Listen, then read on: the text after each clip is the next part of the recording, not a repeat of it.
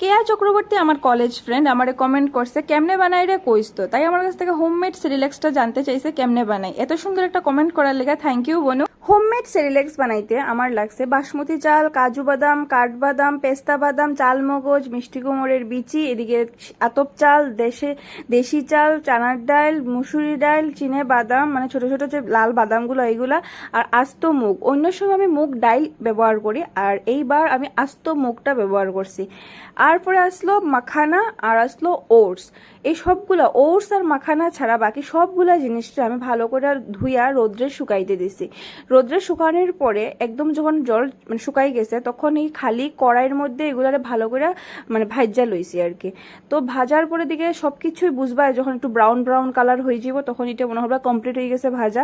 আর একটু আলাদা আলাদা করে ভাজলে আমার মনে হয় বেটার হবে, যেমন চাল ডাল এগুলো আলাদা আলাদা, ড্রাই ফ্রুটস গুলো আলাদা ভাজা ভাজা মিক্সচার গ্রাইন্ডারে গ্রাইন্ড কইরা সবগুলো জিনিসটা একসঙ্গে মিশাই লইছি।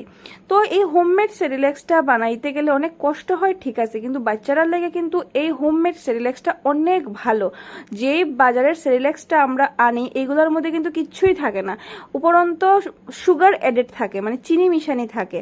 আর এই হোমমেড সেরিল্যাক্সটা আমরা যেটা ঘরে বানাই ওইটার মধ্যে কিন্তু চিনির পরিমাণটা থাকে না। তো আমি আমার মেয়েরা খাওয়ানোর সময় 2টা খেজুর জলে ভিজাইয়া রাখি দিই আগের দিন, বা যখন খাওয়াইমু এর আগে একটুখানি আগে জলে ভিজিয়ে রাখি দিই।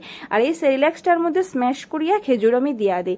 তো মিষ্টি ভাবটা আই যায়, আলাদা করে কোনো মিষ্টি আমি আমার মেয়েরা খাওয়াই না। আর লবণ যদি খাওয়াই তাহলে একটু খাওয়াই।